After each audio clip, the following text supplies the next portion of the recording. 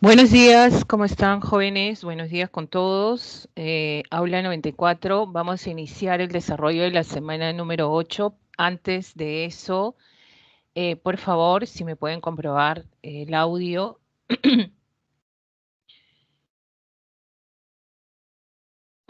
Buenos días, ¿cómo estás? Muchas gracias, Alexander. Muchas gracias. Ok, Guamán, muchas gracias también por su respuesta, que es importante, ¿ya? Muy bueno. Bueno, vamos a iniciar la semana con buenos ánimos, nuevas vibras, las cosas siguen. A pesar de todo hay que seguir, esa es la consigna. Y lo importante, sobre todo, es cumplir nuestros objetivos. De eso se trata todo esto, ¿ya? Vamos compartiendo nuestro material. A ver, en esta oportunidad, la semana 8 corresponde a lo que vendría a ser cambio climático y el proceso de calentamiento global. Si están leyendo lo que yo estoy viendo, por favor también me lo comprueban. Ya, a Sí, ver si profesor. se... Ok, muchas gracias por eso. Vamos a empezar entonces. ¿Qué nos toca esta semana? ¿Qué tema es este, sobre todo de geografía? ¿Ya? Bueno, vamos a ver el calentamiento global y su impacto, Acuerdo de Kioto, lo que es la COP21, el Acuerdo de París, el rol del Ministerio del Ambiente, sobre todo qué es lo que se establece como organismo o institución necesariamente que conforma el poder ejecutivo, ¿ya? Todos los ministerios forman parte del poder ejecutivo. Y acá vamos a ver el tema central que lleva a esta semana, está referida a lo que vendría a ser el cambio climático, ¿ya? Ese es el tema, en este caso central, y todo lo que acarrea sobre todo lo que vendría a ser el cambio climático. Entonces partimos de algo que nosotros ya conocemos, como el caso de la atmósfera. Bueno, en el caso de la atmósfera, si nosotros hablamos qué cosa es, bueno, es un elemento gaseoso que envuelve y rodea toda la Tierra. Es una mezcla de varios gases aerosoles, ¿no? Está integrado con todos sus componentes entre sus variadas funciones, dice acá, y condiciones aptas para la vida. En otras palabras, si no existieran estos gases, ¿no? En ningún momento pues tendríamos el desarrollo de la vida. Esto es importante ya que a partir de acá nosotros vamos a determinar que se producen un sinfín de situaciones para lo que es el desarrollo de vida. Ahora, si nosotros nos preguntamos por qué es que existe la atmósfera, pues bueno, nosotros hablamos de dos componentes, ¿no? ¿Por qué existen estos gases? Porque si nosotros habláramos de, sobre todo, que vendría a ser la Tierra, ¿no? Este vendría a ser la Tierra. Habla de la envoltura gaseosa, quiere decir que son gases que están envolviendo a toda la Tierra, ¿no? Y la pregunta es, si son gases, y sabemos que los gases tienden a ser ligeros, ¿no? ¿Por qué estos gases no se disipan fácilmente en el espacio exterior, ¿no? ¿Por qué no se pierden? Si eso pasaría, pues simplemente no existiría vida en el planeta, ¿no? Ahora, ante esta situación, nosotros vamos a generar cuáles son los factores, ¿ya? ¿Cuáles son los factores que se determinan para que nosotros tengamos atmósfera, o sea, para que exista la atmósfera en la Tierra? Porque estamos hablando de gases, aerosoles, ¿no? Partículas, en este caso, que conforman todo el hacer, sobre todo en este caso gaseoso, ¿no? En la Tierra. Entonces, hay factores que están determinando justamente que estos gases estén envolviendo a la Tierra y no se pierdan en el espacio exterior, ¿no? Y entonces, el primer factor, vamos a ver acá cuál vendría a ser este primer factor. Estábamos hablando de toda esta fuerza, ¿ya? Esta fuerza que tiende a atraer todo elemento hacia la Tierra, ¿no? Hablamos a la fuerza de gravedad, ¿ya? La fuerza de gravedad, primer factor. La fuerza de gravedad, profesora, atrae también a los gases, correcto. ¿ya? También a los gases. Y eso lo vimos la semana pasada, cuando en este caso mencionamos la parte de clima, ¿no? Sabemos que los gases son elementos muy importantes que van a determinar sobre todo lo que es la temperatura, ¿ya? No olvidemos que los gases son captadores de calor, son los que generan captar calor, ¿no? Entonces, la fuerza de gravedad atrae, primer factor para la existencia de la atmósfera. Miren, si solo tendríamos, ¿ya? Si solo tendríamos a la fuerza de gravedad como único factor para que exista la atmósfera, profesor, ahora entiendo por qué los gases no se pierden fácilmente al espacio exterior. Yo sé que la fuerza de gravedad está jalando estos gases para que estén en la Tierra y no se pierdan. Muy bien, entonces, y acá viene uno de los elementos para poder razonar. Por ejemplo, si hablas de la composición de la atmósfera, pregunto, ¿cuál es el gas que más existe, sobre todo en este caso, en la atmósfera? A ver, ¿cuál es el gas que más tenemos presente, sobre todo en la atmósfera? ¿No? A ver, de repente alguien me dice por ahí, no sé, el criptón, el neón, el xenón, el dióxido de carbono. A ver, ¿cuál es? A ver. Nitrógeno, me Nitrógeno. dicen. Claro, el nitrógeno en primer lugar. Tenemos en este caso, pues, al nitrógeno. Ahora, en segundo lugar, ¿quién está? Algo que tú necesitas todos los días, ¿no? Algo que necesitamos todos los días, en este caso, ¿no? Estamos hablando muy bien, estamos hablando del oxígeno, muy bien. Eso quiere decir, ¿no? Profesora, son los gases que más, en este caso, que más abundan. Sí, ahorita vamos a ver esa relación también en porcentajes, en este caso, pues, más exactos, ¿ya?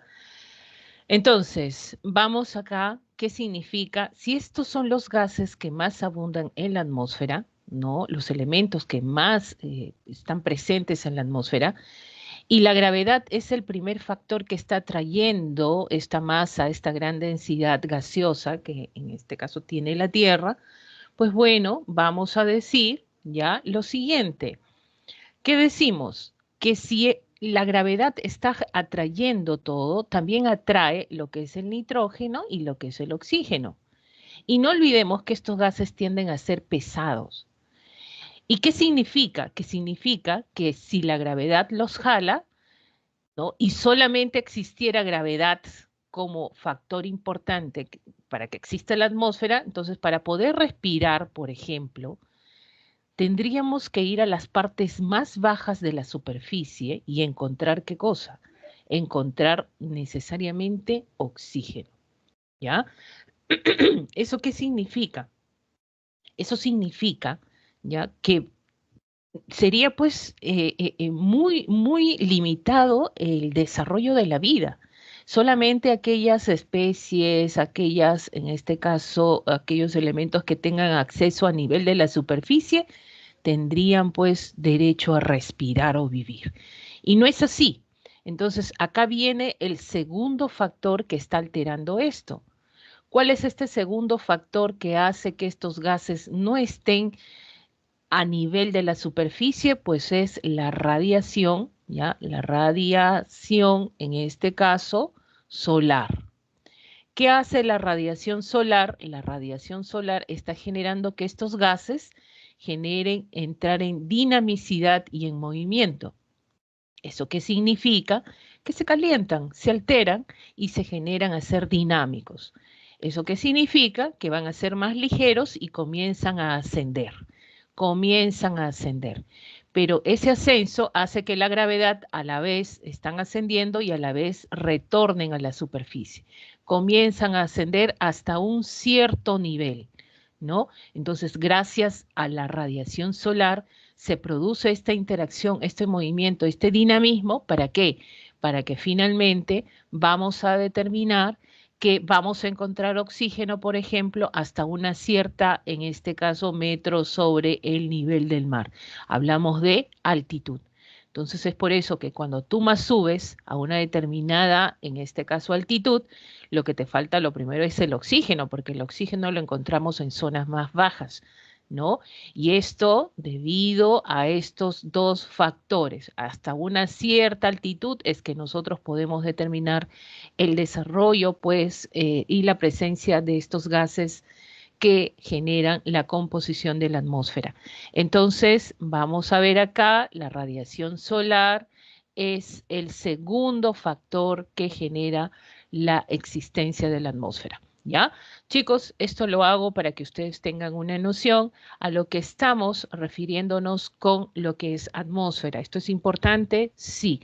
Gracias a esto, estas capas concéntricas, estas capas que envuelven, porque son varias capas que conforman la atmósfera, troposfera, estratosfera, mesósfera, ¿no? Termósfera, ionosfera y en este caso exósfera, vamos a ver que están en este caso atraídas a nivel de la superficie. Quiere decir por la fuerza de gravedad. Y la radiación está generando esa interacción y movimiento de los gases y es por eso que podemos respirar tranquilamente todo elemento vivo presente en este caso en la Tierra. Muy bien, entonces, con esto nos vamos a lo que es la composición de la atmósfera. Y como ustedes, bueno, lo mencionaron, hablamos del oxígeno, hablamos del nitrógeno, fíjense, la composición del nitrógeno casi es el 79%, o sea, exactamente 78,084%, y el oxígeno representa el 20,946%. La relación es de 4:1, ¿ya? O sea, tenemos más nitrógeno que oxígeno. Y uno se pregunta, profesora, ¿cómo es posible? Debería haber más oxígeno. Nosotros necesitamos más oxígeno para el desarrollo de la vida. Ojo, ojo, imagínate que hubiera más oxígeno. La Tierra sería reactiva, así de simple, ¿no? En este caso, esta masa gaseosa que tenemos como atmósfera sería reactiva. No te olvides que el oxígeno genera la combustión, no te olvides que el oxígeno genera la oxidación, ¿no? Imagínate, tampoco tendríamos así todo extremo, dicen que es malo, ¿no? Y el nitrógeno, como abunda más, es el que genera controlar la reactividad del oxígeno, ¿no? Entonces, por ese lado generamos esa proporción correcta, ¿ya? Esa proporción, en este caso, pues correcta. Y vamos a ver, sobre todo a partir de acá también, otros. ¿Cuánto representan otros? Hablamos del 0,97 en este caso por ciento. Quiere decir, ya, de este 0,97%, ¿quién sigue en la línea? Porque el primero es el nitrógeno, segundo es el oxígeno, y tercero, ¿quién sería, está dentro de estos otros, que es mínimo, 0,97%, lo representa el argón. El argón es el tercer elemento de la atmósfera que más abunda, con 0,93% y seguido en cuarto lugar del dióxido de carbono. Profesora, ¿hay otros elementos? Sí, por ejemplo, está el dióxido de carbono, bueno, en este caso el metano, óxido nitroso, estamos hablando también del vapor de agua, ¿ya? Son elementos que están dentro de, en este caso, la composición atmosférica. Y uno me dice, profesora, ¿cómo puede haber dióxido de carbono? ¿Esto no es creación humana? No. El dióxido de carbono existe en la atmósfera de manera natural, ¿ya? Eso sí hay que tenerlo en cuenta. Perdón. Y sobre todo, pues, que no olvidemos que la Tierra, pues, ha tenido, ¿qué cosa? Un origen, ¿qué? Volcánico, ¿ya? Nuestro origen ha sido volcánico. Y si ha sido volcánico, ¿qué significa?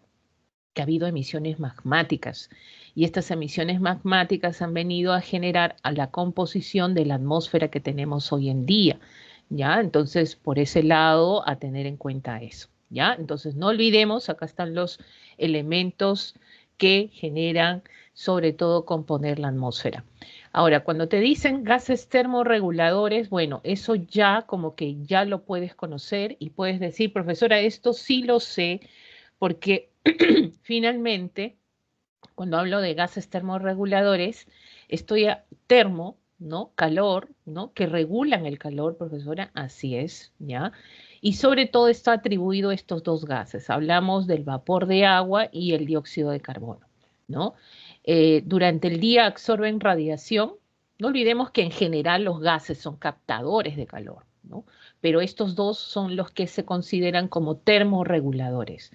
O sea, en el día absorben la radiación y en la noche irradian calor, ¿no? Evitando que la Tierra tenga temperaturas extremas en el día y en la noche, ¿no? Gracias a la atmósfera tenemos esta regulación de la temperatura por la presencia de estos gases, ¿ya? Entonces, no es que fíjense cuánto existe dióxido de carbono, hablamos del 0,03%, nada más.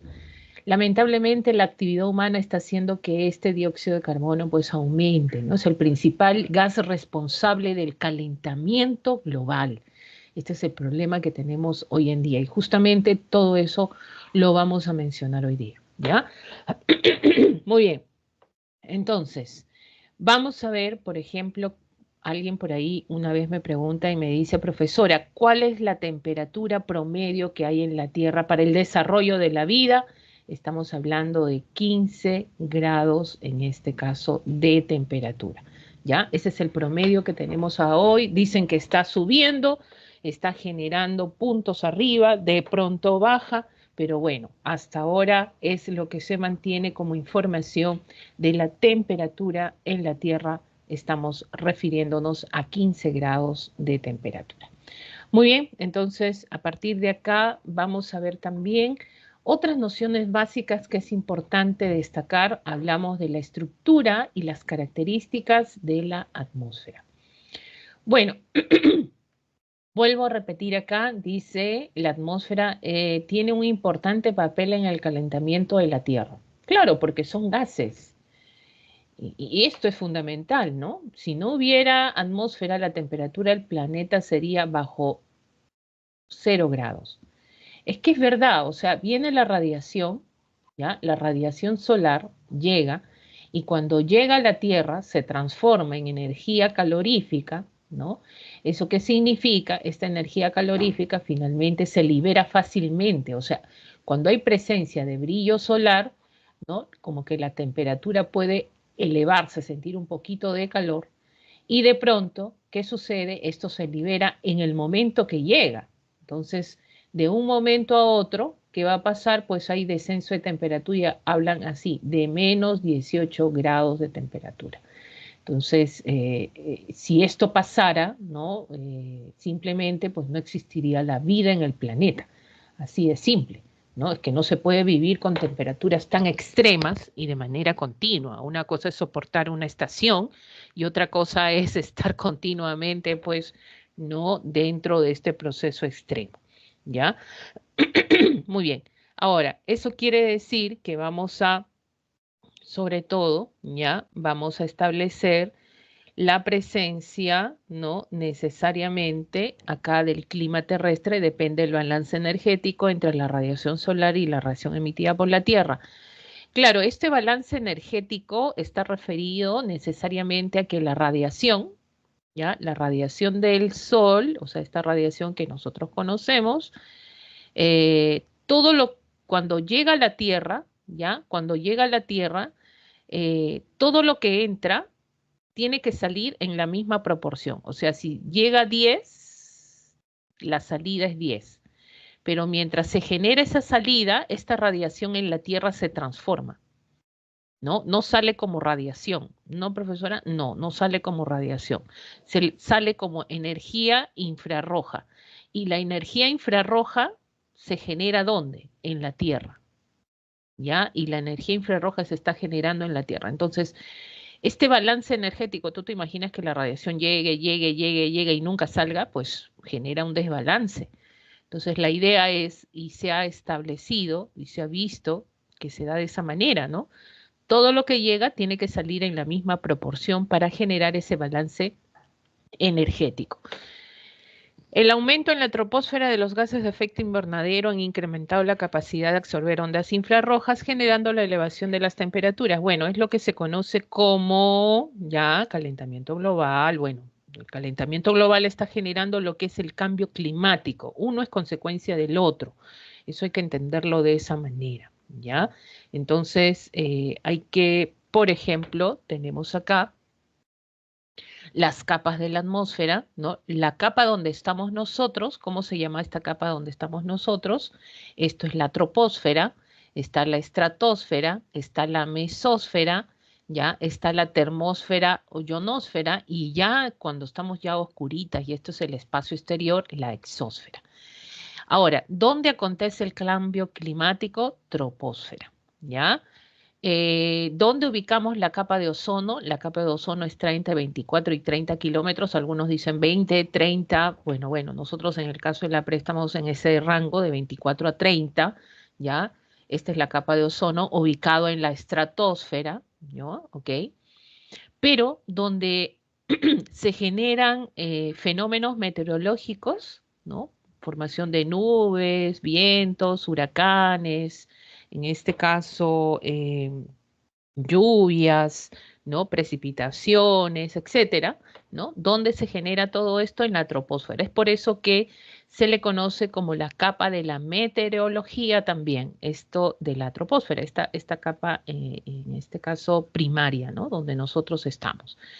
Ahora, ¿qué sucede? Por la gravedad sabemos que en la troposfera también es un elemento importante, acá, que genera que vamos a tener la mayor concentración de gases. En otras palabras, se genera la mayor densidad, o sea, la mayor densidad de gases la vamos a tener acá, en la troposfera. Profesora, ¿qué pasa si yo subo? La densidad tiende a disminuir, ¿ya? O sea, cuando más subes estas capas de la atmósfera, la densidad es menor, ¿no? Es la consigna que se maneja, al igual que la temperatura. Subes, ¿qué pasa con la temperatura? Disminuye. ¿Ya? Tiende a disminuir, incluso hay capas donde se genera, tenemos a menos, acá, a 100, menos 100 grados de temperatura, ¿no? En la capa media, por ejemplo, ¿ya? De pronto pasamos, hay capas con excepción que es la termósfera, en la estratosfera, por ejemplo, por la presencia de la capa de ozono, ¿qué sucede? Se eleva acá las temperaturas porque hay una reacción química que se produce acá, esto por la formación del O3, que es el ozono, ¿no? Y en la termósfera donde ya las temperaturas son extremas, ¿no? Muy altas. Entonces, esto es una capa protectora sobre todo de todo elemento que quiere ingresar del espacio exterior, por ejemplo. Un meteorito que ingrese tiene que pasar por la termósfera. Acá por las altas temperaturas este meteorito, por ejemplo, tiende a disgregarse y llega como una estrella fugaz en la troposfera, ¿no? En algunos casos. O a veces es de gran tamaño y pasa directamente, es simplemente degradado en poca situación y llega pues como una enorme roca en la troposfera, ¿no? Entonces se da esta capa donde también encontramos en la termósfera líneas o la capa también se le conoce como la alta atmósfera, ¿ya? Esta es la alta atmósfera, ¿no? O la capa de la comunicación. Y en cambio la troposfera es la baja atmósfera. ¿Ya? Por eso cuando hablan de la baja atmósfera, ¿a qué nos estamos refiriendo? Nos estamos refiriendo a la troposfera. ¿Ya? Nos estamos refiriendo a la troposfera. Entonces, si nosotros tenemos que la troposfera es la capa donde hay la mayor concentración de gases, entonces tú alteras algo acá, tú alteras temperatura, alteras alguna situación sobre todo importante con los elementos que conforman estos fenómenos meteorológicos que va a generar lo que se conoce como cambio climático. Entonces, ¿dónde acontece el cambio climático? En la troposfera. ¿Dónde hay aumento de temperatura? Si hablamos de la referencia en la Tierra, en la troposfera. Todo se da en la troposfera. Por ahí también vino una pregunta de examen donde la pregunta decía, ¿dónde hay mayor concentración de vapor de agua en las capas atmosféricas? Pues tenemos en la troposfera, ¿ya? Ahí tenemos sobre todo en la troposfera. Muy bien, entonces a partir de acá vamos a desarrollar, ¿ya? Vamos a desarrollar sobre todo, a ver si no hay alguna consulta, algo que para pasar ahora sí, nos vamos a la parte de cambio climático, ¿ya? Nos vamos a la parte de cambio climático. Tenemos que explicar en qué consiste, ya que nosotros vemos ahí las causas que se generan. Ahora, ¿Qué es cambio climático? ¿No? Ahora, acá voy a preguntar algo que ustedes, bueno, ya lo han escuchado también la semana pasada, cuando hablamos de clima, ¿ya? Quiero que me mencionen cuáles son los elementos, ¿ya? Elementos de un clima. A ver, chicos, chicas, a ver, ¿cuáles son los elementos de un clima? Esa es clase pasada, ¿ah? Eso es clase pasada y tenemos que estar atentos a todo. Todo se va con, ya se agregan las cosas conforme vamos estudiando. Vamos, humedad, muy bien, Javier. Ya, otro elemento, a ver, yo pensaba que me iban a bombardear. Vamos, vamos, vamos, chicos, chicas.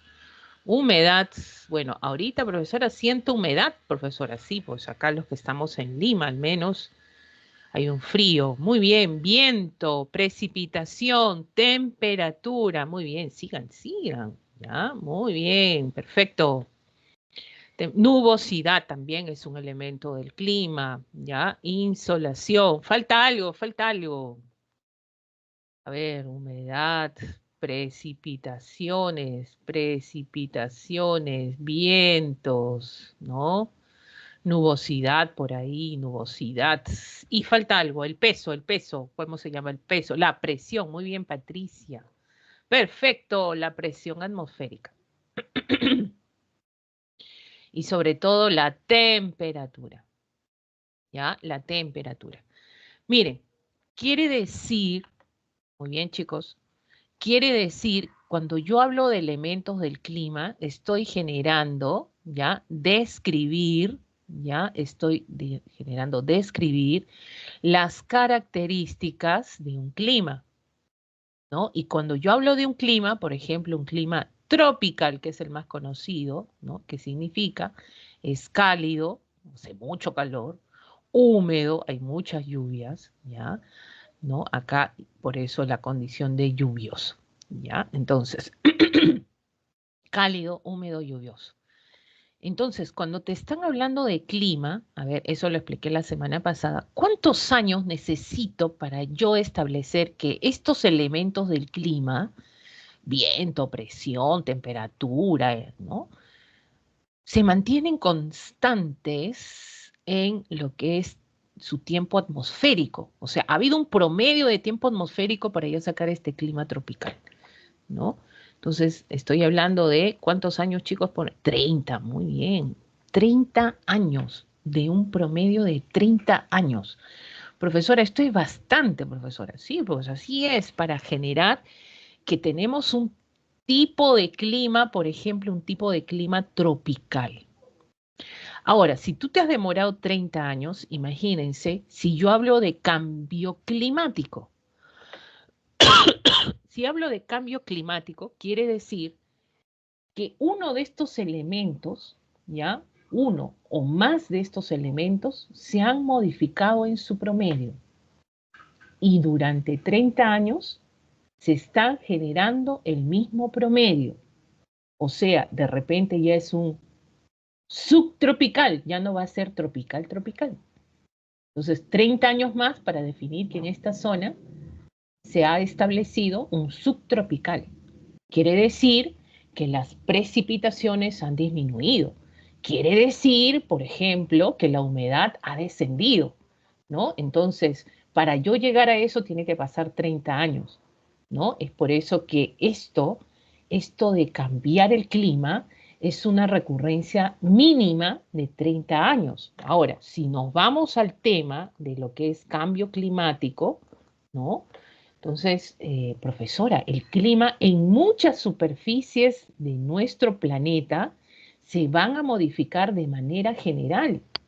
Ese es el problema, ¿no? Entonces, profesora, entonces, ¿qué podemos hacer? Ahora dicen por ahí que el cambio climático, algunos creen que existe, algunos creen que no existe, ¿no?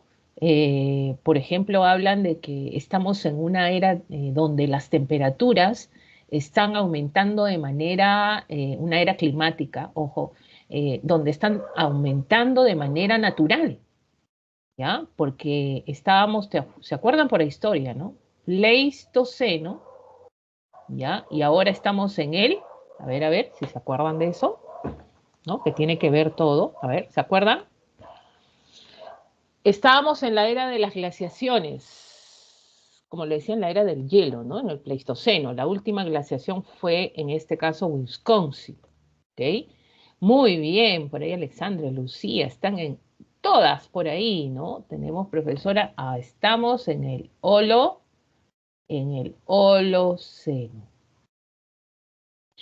Profesora, ¿qué significa? Acá ha habido descenso de temperatura, ¿ya? Y en el Holoceno es aumento de temperatura. Profesora, entonces, ¿esto es un proceso natural? Sí, un proceso natural de la Tierra. Pero lamentablemente el hombre, este hombre, ¿no? Está haciendo que este proceso, en este caso natural, sea más rápido, ¿no? Esto sea más rápido, ¿ya? Entonces ahí viene el problema. Y es por eso que hay consecuencias, como es el caso de lo que vendría a ser el cambio climático, ¿no? Por eso algunos dicen, ¿por qué? Oye, se supone que el calentamiento global en la Tierra está generando lo que es modificación del clima, o sea, está cambiando la temperatura, las precipitaciones, a eso se refiere, ¿no? Entonces, ¿por qué me muero de frío? ¿No? Es que ahora vienen a generarse los climas o los tiempos extremos. Vas a sentir mucho frío, mucho calor y eso se va a manifestar conforme pasa el tiempo. Lo que debería pasar acá de miles de años, lo vamos a ver en menos tiempo, ¿ya? Entonces está atribuido directa o indirectamente a la acción del hombre que está alterando la composición de la atmósfera. Entonces, cuando tú alteras a los gases, que es atmósfera, vas a tener consecuencias, ¿ya? Estamos hablando de consecuencias y esto está atribuido sobre todo al clima. ¿Cuáles son las causas? Está el efecto invernadero antropogénico, está la deforestación y está la alteración de la circulación atmosférica, sobre todo en este caso y oceánica. Profesora, ¿cómo la deforestación puede generar o propiciar cambio climático?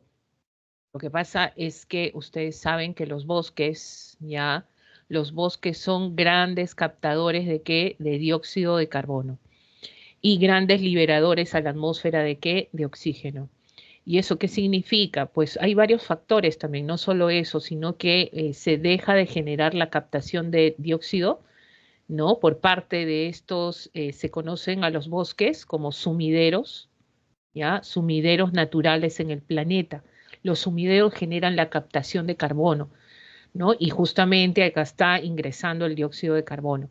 Entonces, tú eliminas estos bosques, estás generando, contribuir a que el dióxido se incremente más en la atmósfera.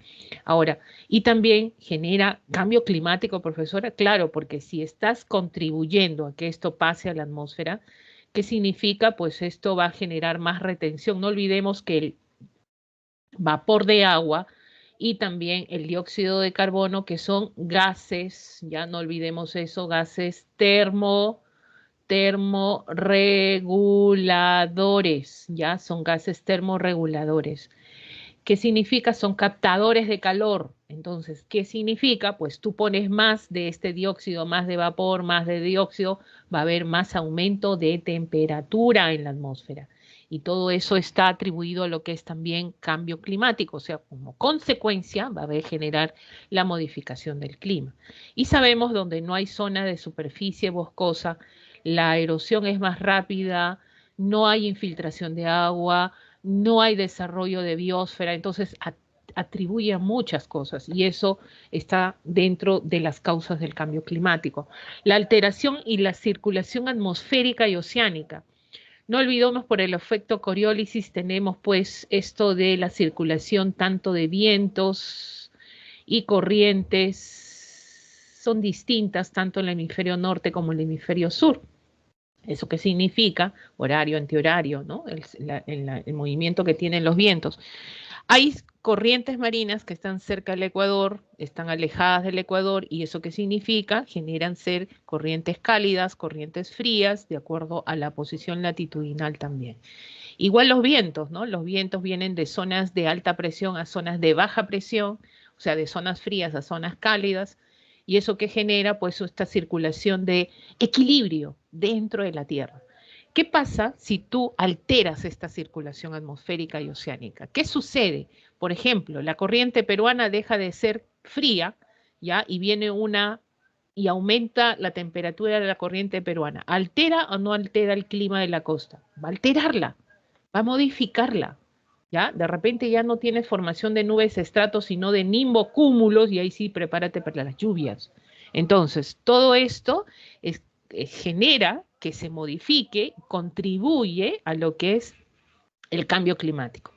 Lo que vamos a explicar es esto, el efecto invernadero antropogénico, que es una de las causas principales cuando hablamos de cambio climático, ya que vamos a ver en qué consiste, ¿ya?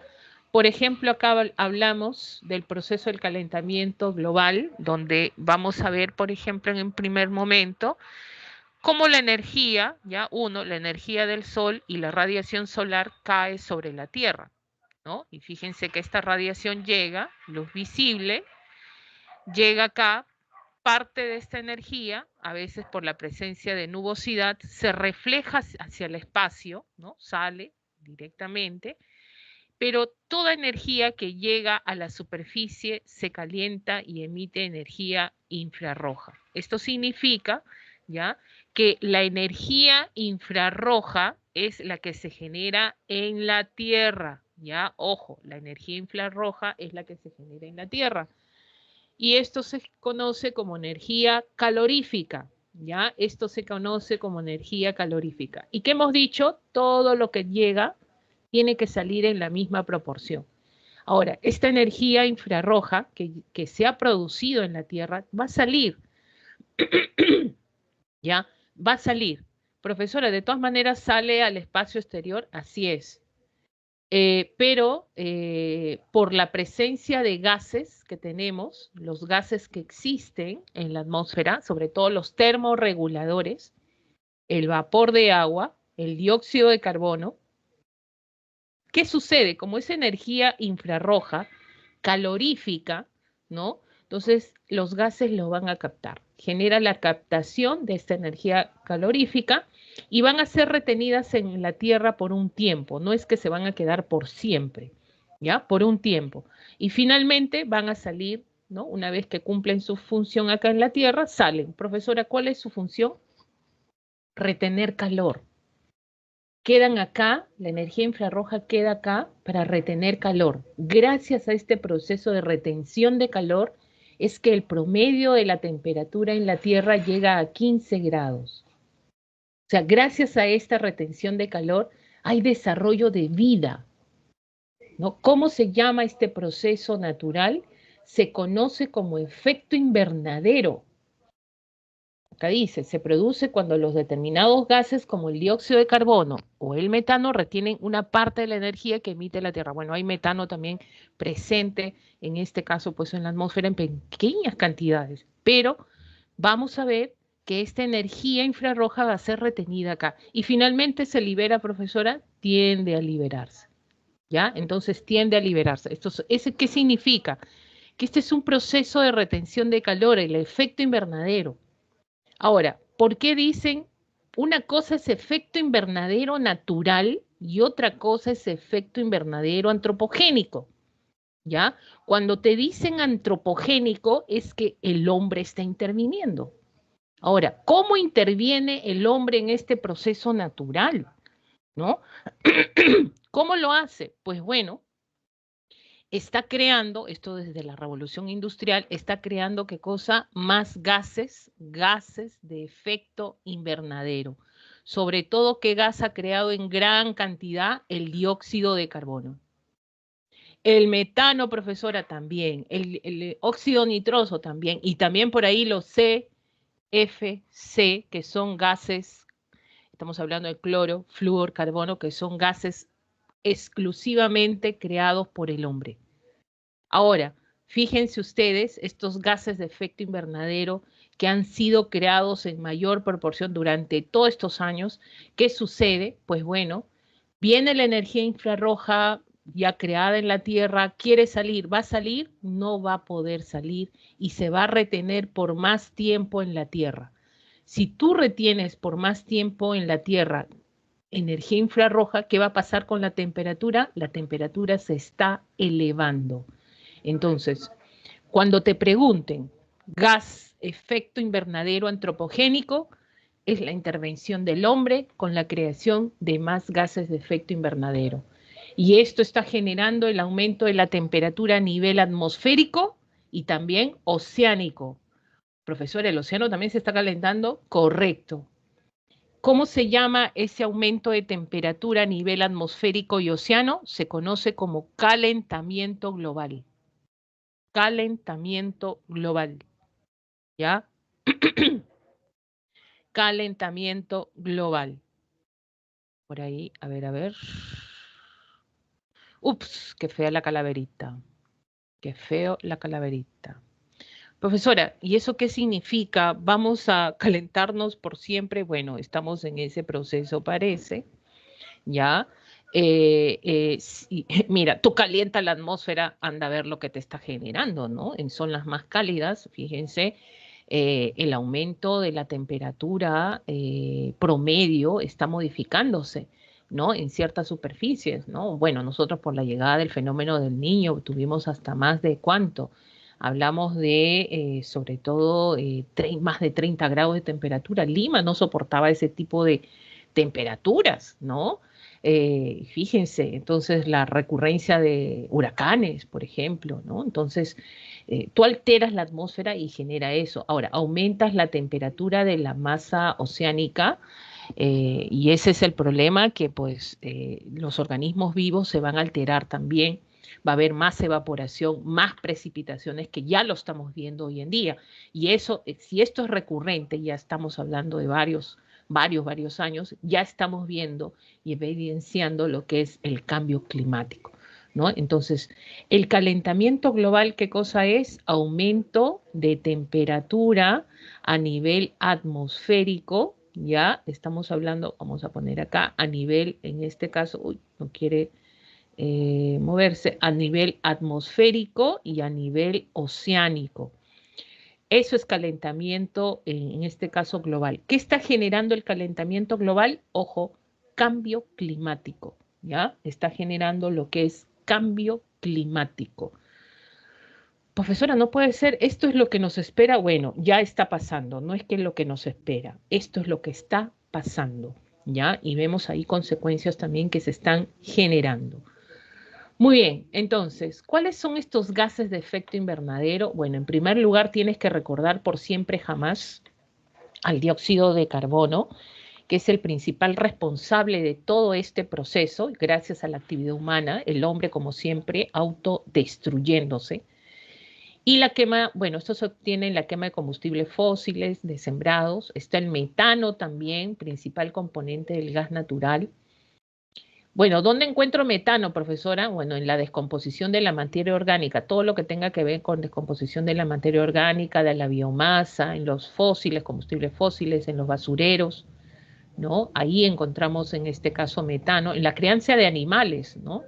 Los gases que emiten estos animales por su sistema digestivo, por ejemplo, también metano, es por eso que la ganadería está considerado como un elemento contaminante también. Profesora, finalmente todo contamina, sí, todo contamina, pero la idea es utilizarlo de manera racional, ¿no? Obvio que necesitamos del avance, la tecnología y tanta cosa, pero se están desproporcionando las cosas, ¿no? Ahí viene el problema. El óxido nitroso es un gas tóxico. Sabemos que se genera en la producción de nylon, ¿no? Profesora, mis medias son de nylon. Bueno, a ver, tú decides, el planeta o tus medias, ¿no? Ácido nítrico, esto se encuentra también en lo que es los fertilizantes, o sea, quiere decir que la agricultura, profesora, hasta ahora la agricultura y la ganadería son actividades que generan también agentes contaminantes, en este caso que vamos a ver, en este caso transgreden también al ambiente, sí, bueno, ¿no? Las vaquitas, sí, pues las vaquitas, ¿qué vamos a hacer? Bueno, algunas se las comen, ¿no? Pero bueno, es así la vida, ¿ya? Ese proceso. Yo creo que todo siempre tiene que ser de manera racional, ¿ya? Dentro del uso de los recursos. no es que nos detengamos en nuestro crecimiento tecnológico, ¿no? Yo creo que cuando más estamos avanzando, más estamos transgrediendo nuestro planeta, ese es el problema. Bueno, estos son los gases fluorados, profesora, los gases fluorados, flúor, claro, pero hay un problema, ¿ya? Esto fue creado a raíz de los CFC. ¿Qué son los CFC? Cloro, flúor, carbono, ¿no? Por ejemplo, los aerosoles tenían, CFC en cantidad y descubrieron que cuál es el elemento que más destruye, por ejemplo, ozono. Cuando hablamos de la capa de ozono, cuando estos elementos llegaban a la estratosfera, estamos hablando de 24 a 30 kilómetros, sobre todo en la estratosfera, pues bueno, vamos a ver necesariamente ya que de estos tres, cloro, flúor, carbono, ¿cuál es el que destruye? Estamos hablando más de 100.000, ¿ya? Algo así como 100.000 moléculas de ozono, ¿ya? 100.000 moléculas de ozono. A ver, cuál de estos tres destruye más moléculas de ozono? O sea, 100.000 moléculas de ozono, imagínense, uno de estos elementos, cloro, flúor o carbono. A ver, ¿ustedes qué dicen? A ver, si esto te viene en una pregunta de examen, ¿ya? A ver, díganme ustedes, ¿cuál de estos tres elementos destruye un átomo destruye más de 100.000 moléculas de ozono? El flúor no, porque mira, de acá justamente crean los gases fluorados, pues es el reemplazante de los CFC, ¿ya? Entonces te quedan dos, cloro o carbono. A ver, ¿cuál de estos dos elementos destruye 100.000 moléculas de ozono? Y la respuesta es, no se olviden, ¿ya? El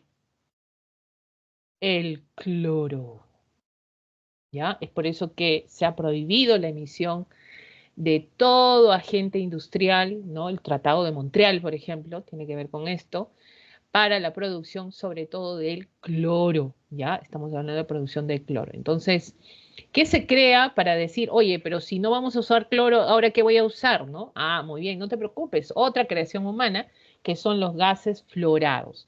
Y los gases fluorados están directamente relacionados con la industria, ¿ya? Están los hidrofluorcarbonos, perfluorcarbonos, hexafluoro de azufre y trifluoruro de nitrógeno. Oye, hasta parece una trabalengua.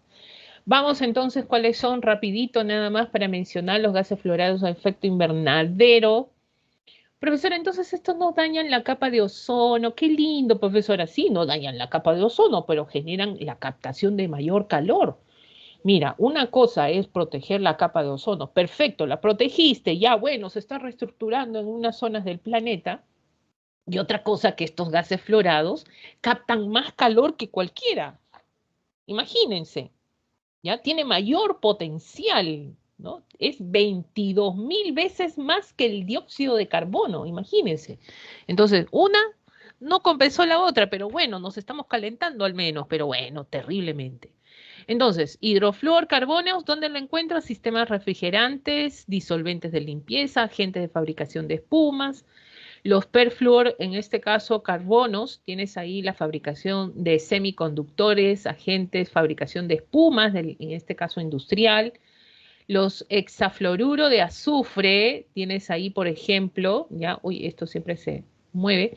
Tenemos aislantes dieléctricos, transformadores, interruptores, profesora, todo eso tengo en mi casa, ya, pues ahí está. Y tenemos la distribución eléctrica y producción de magnesio y aluminio, ¿no? En lo que es la transmisión eléctrica, todos estos productos se utilizan, ¿no? En este caso, ¿ya? Y tenemos, muy bien, el trifluoruro de nitrógeno. Profesor, yo tengo 3 televisores, pantalla LED ahí, ¿no? En este caso en mi casa. Bueno, estás contribuyendo también a todo esto, pantallas de cristal líquido, ¿no? En este caso semiconductores también, y utilizando el trifluoruro de nitrógeno, ¿no? Acá viene pues toda esta situación y también vienen las consecuencias del cambio climático. Mira todo lo que ya estamos empezando. La Tierra dicen que vamos en un proceso de tropicalización, adelgazamiento de los casquetes polares, Olas de calor en el verano, eso ya lo habrás sentido, ya tienes ahí sequías más intensas, que es la falta de agua, la sequedad de la atmósfera. Se están derritiendo los nevados y glaciales, ¿no? Migración de la fauna, bueno, tiene que buscar pues nuevos ambientes de hábitat para poder sobrevivir, algunos se van a extinguir. Incendios forestales, ¿no? Que acontecen sobre todo en los, ahí, ¿no? Nosotros no nos salvamos, ¿ah? Nosotros, el caso de muchos dicen Lima es un desierto, acá no puede pasar, pues bueno, en varias zonas del Perú las hay, puede generar incendios forestales, sí hay, esto es una gran pérdida del ecosistema sobre todo, adelgazamiento de la capa de ozono, elevación del nivel de los océanos, y hay islas que van a desaparecer, por ejemplo en Oceanía, ya prácticamente están cubiertas de agua, o sea, el nivel de los océanos va a subir, menor rendimiento agrícola, mayor desertificación y mayores precipitaciones que se están viendo. Profesora, ya no siga. Voy a seguir porque esto tiene que generar conciencia, ¿ya? Eh, muy bien. Por ejemplo, nosotros sabemos que la Tierra, vamos a poner acá, grandota, grandota, ya, oye, esta Tierra, bueno, es geoide, ¿no? Vamos a ver, ya, vamos acá, ¿listo? ¿No? Rapidito nada más, acá están las Europas, ¿no? Las Áfricas, acá, muy bien, ¿ya? Y sobre todo tenemos una línea divisoria, hemisferio norte, hemisferio sur. Bueno, hay un problema con esto del calentamiento global que lo estamos viendo. A veces no tomamos conciencia de la situación y lamentablemente pues las consecuencias las vamos a ver. Ustedes no, chicos, ¿ah? Ustedes no, sus descendientes. Anda a ver lo que te van a decir tus descendientes de acá a unos años. Muy bien, la Tierra, por lo tanto, ¿ya? ¿Cuál es el elemento que más abunda en la Tierra? Es líquido. La Tierra es agua, prácticamente es agua. Entonces, si es agua, ¿qué genera? Vamos a tener las consecuencias dicen mayores donde se inició la industria, ¿ya? La industria en el mundo, estamos hablando de dónde, estamos hablando del hemisferio norte, sabemos, Inglaterra, ¿no? Estados Unidos, Alemania, etcétera. Muy bien, ¿qué significa pues que acá se ha generado ya a partir lo que vendría a ser lo que es cambios climáticos en algunos lugares y la incidencia mayor de las consecuencias? Entonces, no sé si han escuchado noticias donde hay olas de calor, ¿ya? Olas de calor, sobre todo que la gente está muriendo en las zonas europeas, norteamericanas, por ejemplo, olas de frío, ¿ya? Olas de frío, frío, sobre todo en este caso intenso. ¿Saben por qué? Porque esto de arriba, conocido como los casquetes polares, se están derritiendo. Y al derretirse, ¿qué significa? Que bloques de hielo están trasladándose a las zonas, así, de esta manera. Y en estas zonas donde hay corrientes que regulan la temperatura climática, la temperatura del clima en este sector, ¿qué hacen? Que estas corrientes tiendan a enfriarse más y es por eso que generan esos fríos intensos tanto en Europa como en Estados Unidos, por ejemplo. ¿No? Y se preguntan todavía, ¿por qué hace tanto frío? Bueno, pues se está descongelando el planeta en otras cosas, ¿no? Ahora, va a haber qué cosa, mayor evaporación, hemisferio norte, mayores precipitaciones, por ejemplo, China ya se está inundando ya continuamente, países europeos, ¿no? En este caso, norteamericano también, tenemos esas situaciones extremas que se están produciendo. Y ahora tú puedes decir, profesora, pero yo vivo en el hemisferio sur, profesora, yo me salvé. Ajá. ¿Dónde vives? En el Perú. Ah, peor todavía, pues. Peor todavía, pues. Pero yo tengo mi cordillera, profesora, en mi cordillera tengo mis glaciales. Mira dónde está ubicado tu glacial, en una zona tropical. O sea, es una cordillera tropical. ¿Qué significa? Que se está descongelando. ¿Sabe qué países van a tener esto del descongelamiento de glaciales? Va a estar Ecuador, va a estar Perú, va a estar Bolivia. Profesora, Chile no, porque Chile está en la zona sur. O sea, ellos se salvan, ¿no? Ahí sus glaciales van a estar todavía. Pero no te preocupes porque se van a morir de frío, ¿ya? De frío y calor. ¿Ya? Eso, bueno, algo es algo. Pero bueno, acá, nosotros. ¿Y eso qué significa? Escasez de agua de los ríos costeños. O sea, lo primero que va a escasear es agua. Ya hay escasez de agua. Ya tenemos presencia de escasez de agua. Los ecosistemas van a cambiar, ¿no? Y ahora dicen que si se descongelan los casquetes, el nivel de las aguas oceánicas aumentan. Y al aumentar el nivel de las aguas oceánicas que genera, pues algunas superficies van a desaparecer. Zonas nórdicas en Europa, por ejemplo, también, ¿no? Algunas zonas ahí desaparecen, ¿no? ¿Qué será? ¿Y qué sucede cuando desaparece una superficie continental? Pues hay migraciones. Migraciones, no solo de personas, sino de flora, fauna, ¿no? Ahora, cuando la Tierra se está tropicalizando, ¿qué va a pasar? Enfermedades van a propagarse con más facilidad, ¿no? Una de ellas, ya estamos viviendo, el dengue, ¿te dio el dengue? ¿No? Ahí, pues, ahí tenemos, ¿ya? A ver si generamos, profesora, ¿qué tenemos que hacer, profesora? Bueno, hay que generar, pues conservar, en este caso, adiós Callao, por ahí sí, también dicen por ahí, va a desaparecer los manglares de Tumbes, ya no vamos a tener manglares, por ahí la proyección también, ya, o cuidar el agua va a ser el recurso más cotizado en el mundo, pasados los años, es lo que menos va a haber, es lo que menos va a haber. ¿Ya? Por eso que bañate, a ver, hay que aprender a bañarnos con una botellita de agua. ¿Cómo eres? Tu TikTok haciendo cómo bañarme con una botellita de agua. Eso vas a estar haciendo de acá mucho tiempo. Bueno, no tú de repente, ¿no? Pero tus descendientes sí. Bueno, vamos. La Convención del Marco de las Naciones Unidas sobre el Cambio Climático. Profesora, ¿qué estamos haciendo? Bueno, se trató de hacer algo, pues. ¿Ya? Se trató de hacer algo. Mira, de hablar de consecuencias es hablar de un montón de cosas. ¿Ya? Vamos a ver, impriman más cordilleras. Sí, pues. Ay, ay, ay. Pero bueno, hay un proyecto para generar que el hielo no se descongele en la zona de la cordillera, pero yo les pregunto, todo proyecto que tú puedas tener, así sea para controlar la naturaleza o la naturaleza es difícil de controlarla, pues bueno, todo es inversión económica. Y en el país ha aumentado los pobres. Y entonces, ¿de dónde vamos a invertir para cuidar nuestro medio ambiente? Todo está, bueno, ojalá que esto cambie, de verdad, ¿ya? Todo tiene que cambiar en buena pro, de esto se trata. Miren, vamos a ver cómo lo están regulando, ¿ya? Porque esto empieza en 1992 en la cumbre de la Tierra de Río de Janeiro. Por eso esta cumbre de la Tierra fue adoptado, miren, la cumbre esto lo vamos a volver a repetir porque la cumbre de la Tierra de 1992 en Brasil, no solamente hablaron del cambio climático, sino también de el uso adecuado de los recursos en el planeta, ¿no? O sea, y ahí se aplicó y viene lo que es desarrollo sostenible. Pero en relación a lo que es eh, una propuesta al problema del cambio climático, surge en la cumbre de la Tierra en 1992. Entonces, ¿qué dijeron estos países? Dijeron, oye, vamos a crear la Convención del Marco de las Naciones Unidas sobre el Cambio Climático.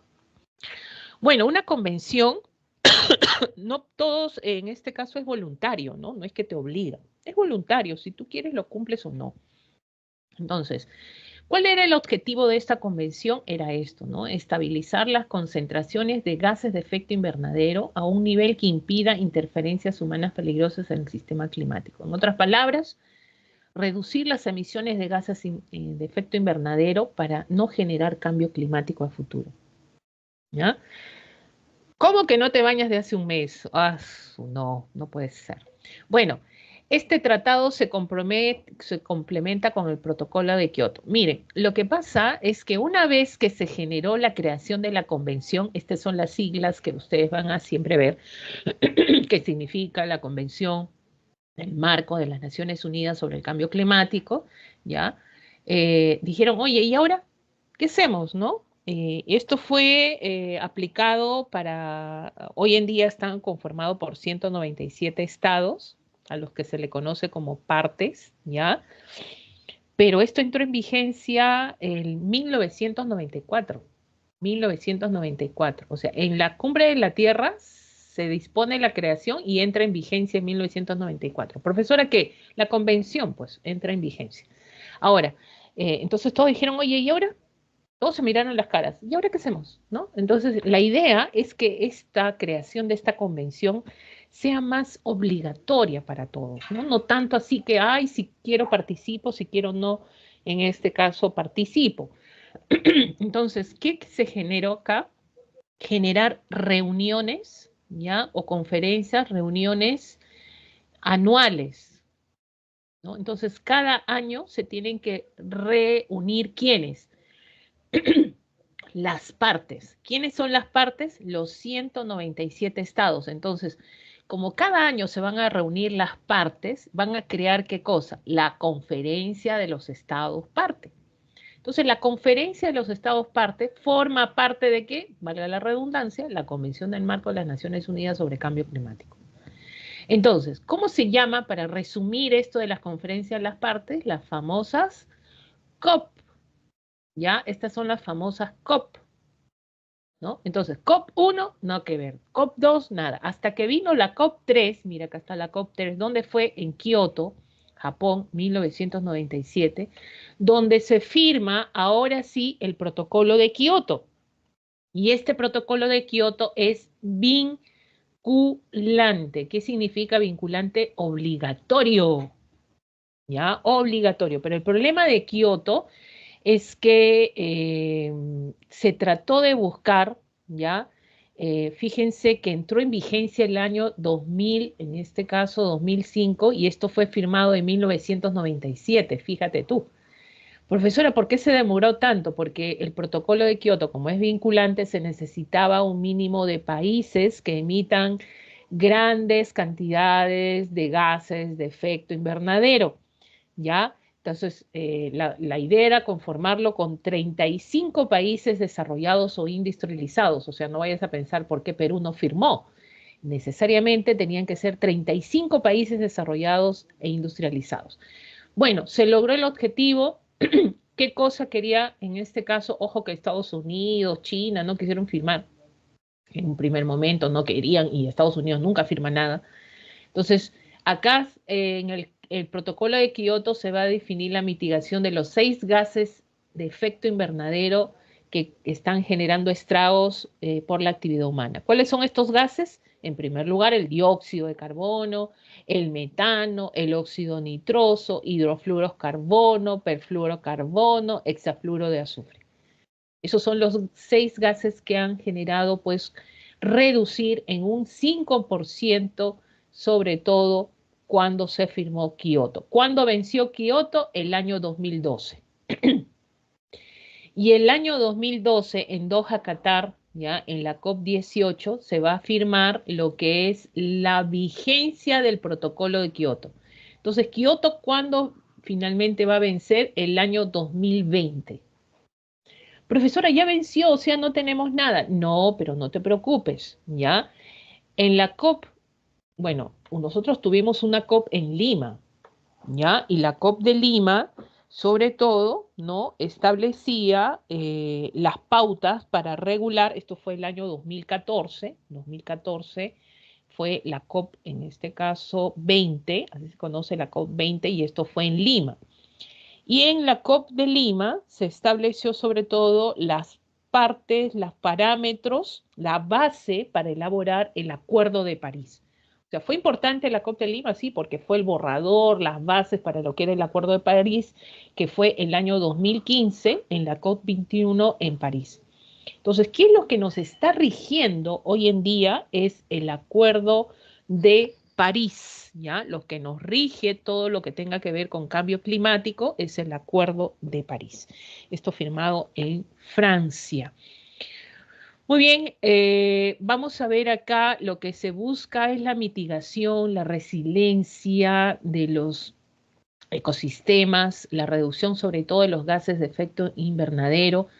55 países son los que van a sumar, sobre todo, dicen que 55 países están comprometidos a generar una sumatoria de 55% de los gases emisiones globales de efecto invernadero. Entonces tratan de reducir sobre todo estos gases que están generando estragos en nuestro clima. Ahora, chicos, miren, una de las primeras medidas del Acuerdo de París es esto, ¿no? Establece las medidas para reducir emisiones de gases de efecto invernadero a través de la mitigación, adaptación y resiliencia de los ecosistemas. Quiere decir, vamos a tener acá, sobre todo, hay que reducir estos gases, ¿no? Hay que mitigar los gases, hay que adaptarnos y hay que generar la resiliencia también, ¿ya? Entonces va a ser, sobre todo, necesariamente, acá se busca determinar eh, la reducción en toda manera, ¿no? O sea, sigue esto de generar, reducir, a pesar que la industria está creciendo en el mundo. Fijó el objetivo de limitar el calentamiento global por debajo de los 2 grados. Mire, el promedio de temperatura en la Tierra es 15. Lo que no quieren es que llegue a 17. ¿Ya? Lo que no se quiere es que se llegue a 17. O sea, tiene que ser por debajo de los 2 grados. Quiere decir que puede ser 15,3, 5, ¿no? Hasta 6 ya es mucho. Pero no se puede permitir, sobre todo en este caso, la llegada o sobrepasar los 2 grados. Yo no entiendo cómo van a poder controlar esto de los 2 grados, ¿no? Tendrán su termómetro ahí a la mano para estar midiendo a cada rato, pues es difícil, ¿no? Pero ese es el objetivo que se ha fijado el Acuerdo de París. Y se reconoce el principio de responsabilidades comunes pero diferenciadas. Profesora, ¿esto cómo es? Que antes solamente los países industrializados eran responsables de todo, ¿no? Le echamos la culpa. Esto fue en la COP de Lima. En la COP de Lima, de todos los países industrializados decían, oye, a nosotros nos echan la culpa de que el mundo está cambiando por nuestra culpa, se está calentando el planeta por nuestra culpa, se está contaminando el planeta por nuestra culpa, ¿no? Entonces, todos lo miraban a los países industrializados y decían, sí, pues eso es verdad, tienen gran responsabilidad. Pues bueno, ellos dijeron, no, no vamos a firmar ningún acuerdo, nada, si es que también los países en vías de desarrollo no firman y se ponen de acuerdo con nosotros, que las responsabilidades son para todos. Todos somos responsables, tanto países industrializados o en vías de desarrollo. Mira, Perú se está desarrollando, ¿no? Bueno, eso no dijo en esa época. Pero acá vamos a hablar de diferenciaciones, sobre todo en este caso ya de responsabilidades para todos, no solamente para algunos. Entonces, de eso se trata. Y bueno, vamos a lo que es sobre todo la destrucción de la capa de ozono. Sabemos dónde está la capa de ozono. Esto está en la estratosfera, ¿ya? Esto nos protege de la radiación directa que viene del sol. Esto es los rayos UV, donde su función de la capa es absorber, filtrar, reflejar la radiación ultravioleta. No vayas a pensar pues que la capa es una capa, viene la radiación y la rebota. Bueno, eso se llama reflexión, reflejar. ¿Esto sucede? Sí. También filtra, porque la radiación pasa, ¿ya? Pasa donde estamos nosotros, pero la filtra, la capa de ozono también. La absorbe en algunos casos también y cosa que no pasa, ¿ya? Entonces se producen estos 3 momentos. Entonces, ¿qué nos conviene a nosotros, ¿ya? ¿Qué nos conviene? Nos conviene que esta capa sea más gruesa. Cuando más gruesita, mejor, ¿no? Mejor. Entonces, la idea es no destruirla, porque imagínense, hay consecuencias con respecto a lo que es la llegada de radiación ultravioleta a la superficie, ¿no? Sobre todo a la vida humana, ¿no? Generando la presencia, sobre todo de enfermedades, cáncer a la piel, producir cataratas, reduce tu sistema inmunológico, ¿no? Proceso, obvio que esa radiación va a interrumpir lo que es el proceso de fotosíntesis de las plantas, ¿no? En la parte del fitoplancton, crecimiento, en la parte oceánica, etcétera. Muy bien, ahora, esta reacción química, sobre todo, ¿ya? Se produce en la estratosfera de 20 a 30 kilómetros por encima de la superficie de la Tierra y fíjense cómo se desprende la parte, o sea, la radiación ultravioleta llega, se genera y reacciona directamente con el oxígeno, ojo, y se desdobla para generar lo que es el O3, ¿no? Y automáticamente ahí nos está protegiendo, ¿no? Justamente el ozono para que esta radiación no llegue directamente, ¿no? Ahora, ¿quiénes afectan? Hemos visto, ¿no? Que el cloro, sobre todo, es el elemento perjudicial de lo que es el ozono. Es por eso que los CFC fueron prohibidos en el uso de refrigerantes, propelentes y aerosoles. Hay que tener cuidado en utilizar muchos de estos productos, ¿no? Hoy en día ya son los gases fluorados los que generan, sobre todo en este caso, pues, el reemplazo. Y para esto se crea lo que es el Protocolo de Montreal, ¿no? Bueno, esto está en Canadá. Hoy día, ¿cuántos países conforman el Protocolo de Montreal? Estamos hablando de 24 países, ¿ya? 24 países. Inicio con 24 países en 1987 y hoy en día estamos hablando de 197 países, ¿ya? Muy bien, y en este caso, pues, esto con respecto a la capa de ozono, y vamos a lo que es el Ministerio del Ambiente, es el último punto. Dice, ente rector del sector ambiental que diseña, establece, ejecuta y supervisa la política, sobre todo de ambiente, cuya función es promover la conservación y uso sostenible de los recursos naturales, de las áreas naturales protegidas y de la diversidad, en este caso, biológica. El Ministerio del Ambiente fue creado en el año 2008. El Ministerio del Ambiente sirvió para un proceso, nosotros estamos iniciando lo que es el Tratado de Libre Comercio.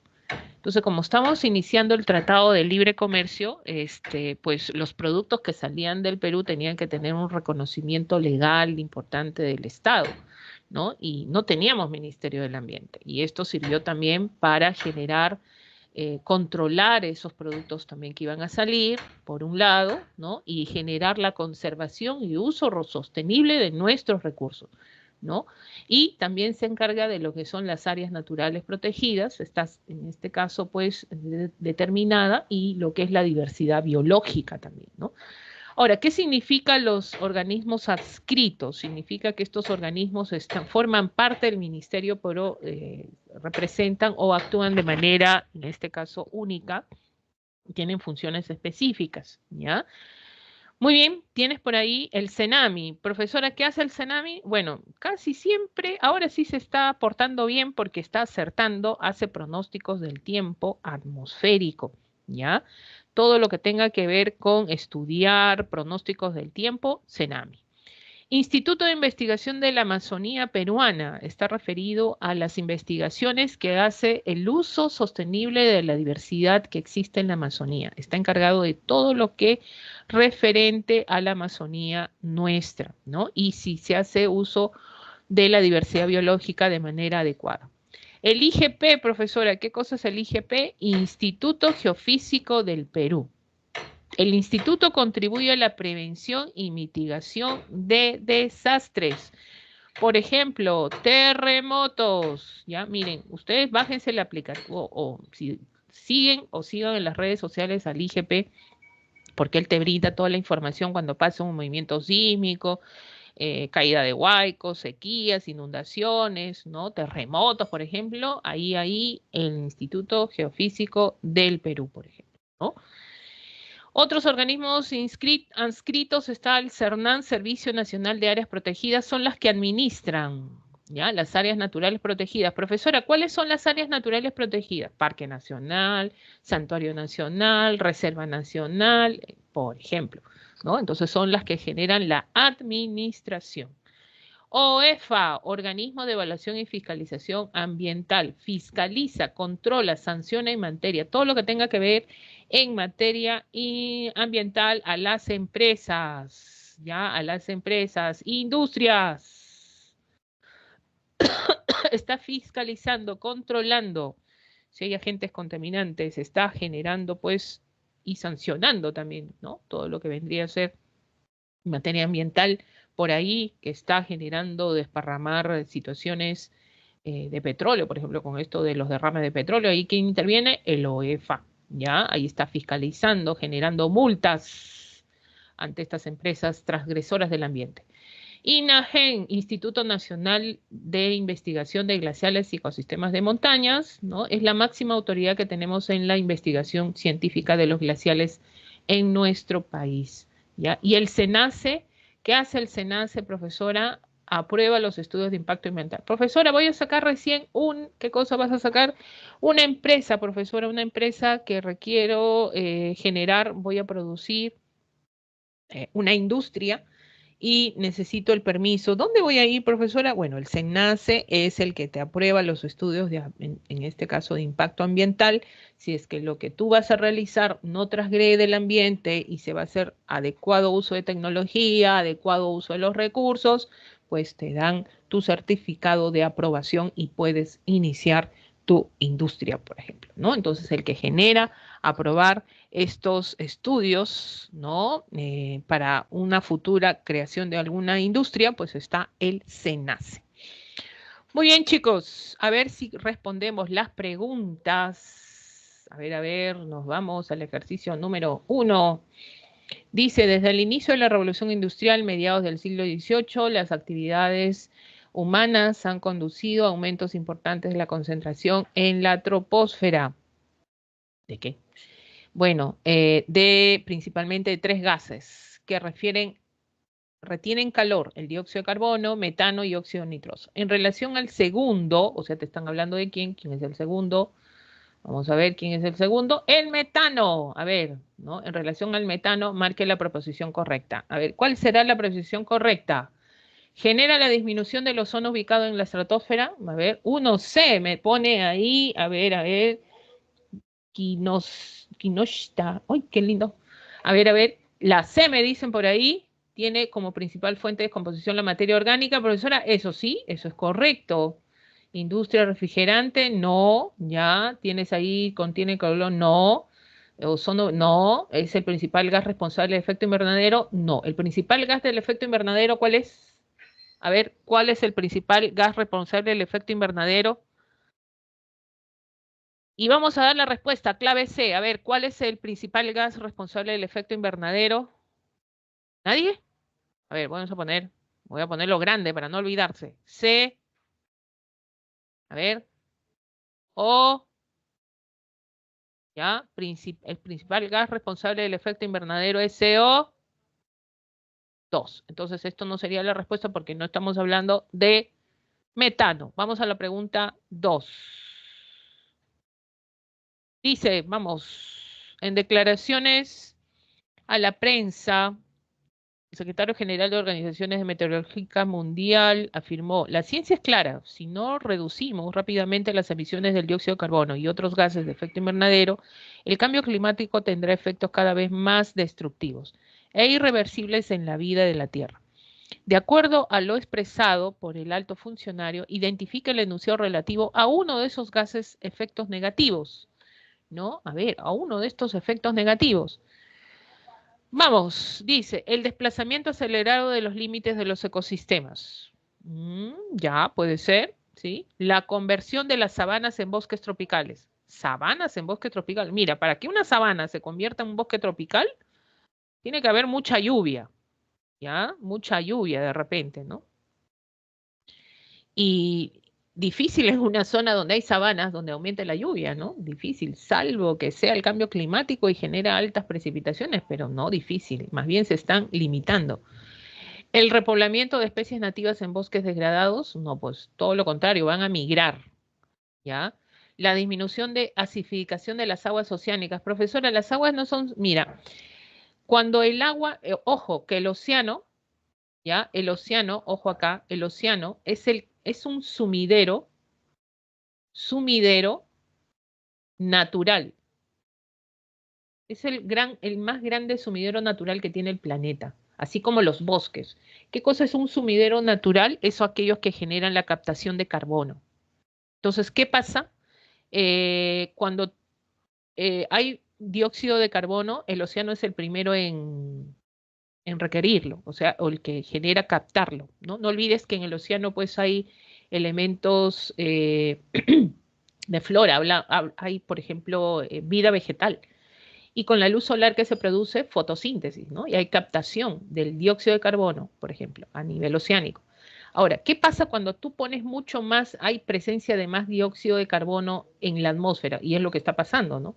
¿Qué va a generar? Que este océano se va a generar más ácido, o sea, va a disminuir su pH y va a impactar en los organismos marinos. Eso es perjudicial, ¿no? Entonces, no es que se va a disminuir la acidificación de las aguas oceánicas, va a aumentar, ¿no? Entonces, eso sería incorrecto. Sería correcto si es que aumenta la acidificación de las aguas, ¿ya? Pero no, acá es la disminución. Dice, la menor frecuencia e intensidad de huracanes, no, más bien cuando se calienta la atmósfera va a generar mayor recurrencia. Clave A. Muy bien, chicos, les dejo las dos preguntas para el ejercicio. Nos vamos ahora sí, claves de la semana 8, geografía, ejercicio 1, 2, 3 y 4, tienen las claves para que puedan resolverlo también ustedes de manera directa. Ahora sí nos vamos a la parte de educación cívica, es lo que nos corresponde esta vez, ¿ya? Muy bien.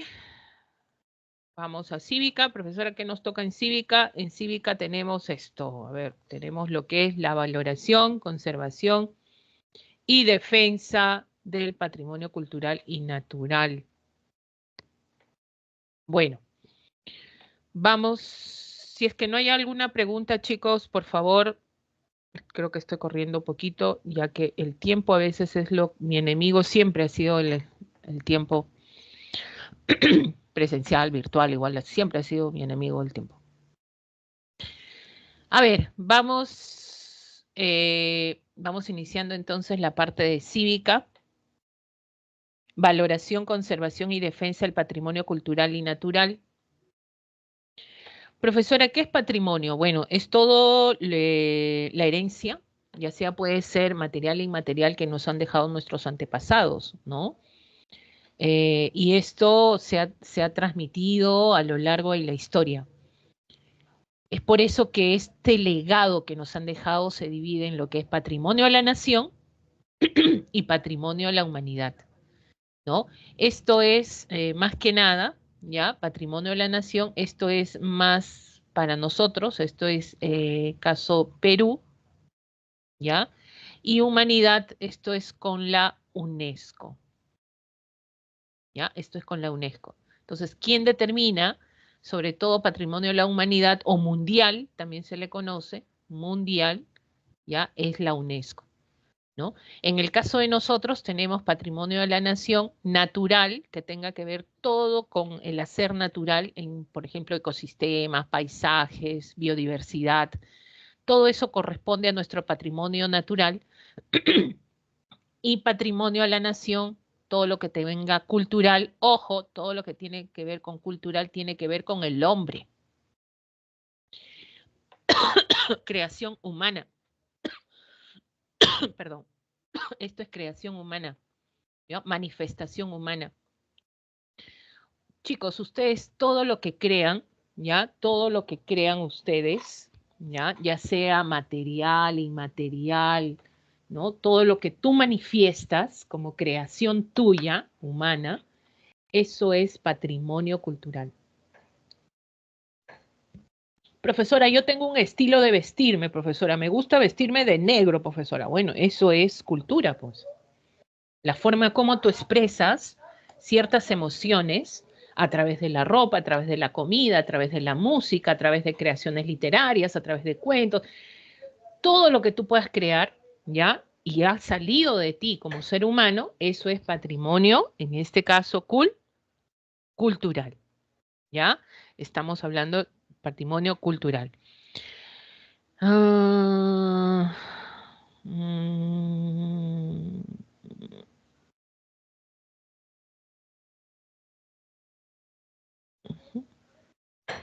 ya.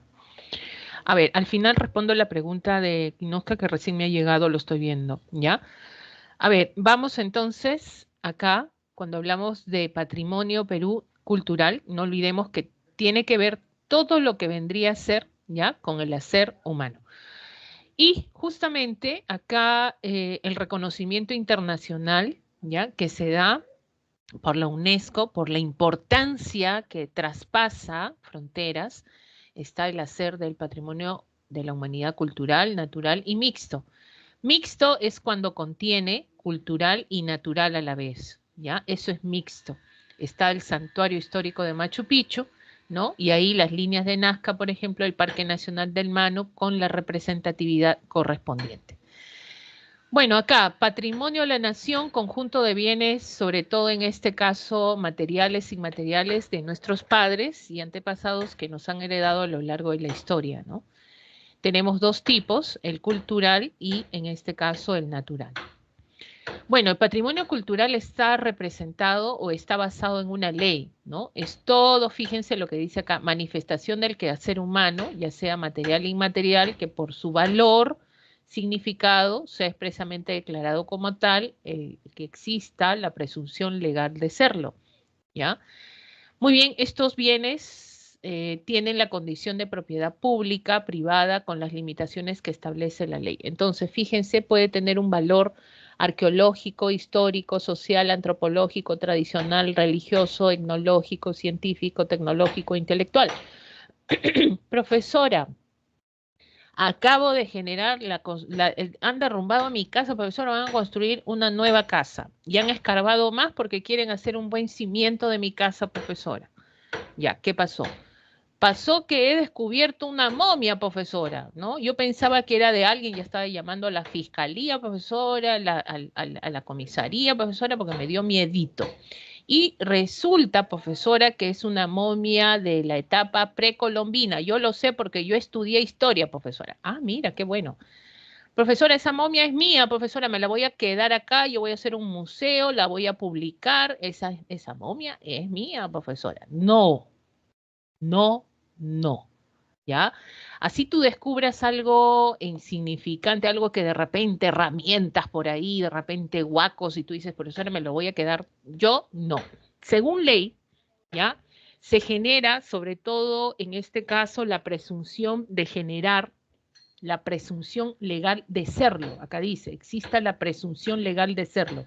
Y todo patrimonio no es tuyo, si está dentro del territorio nacional, corresponde a la nación, ¿ya? Entonces no podemos generar que esto es mío, que fue encontrado en mi propiedad, esto es privado, profesora, claro, es verdad, ¿ya? Pero fue encontrado en tu propiedad, pero eso no significa que justamente te represente a ti, ¿ya? En este caso, o tú vayas a tener que pues reclamarlo como tuyo, no es, ¿no? Más bien, muy bien como dice Adriana, ¿no?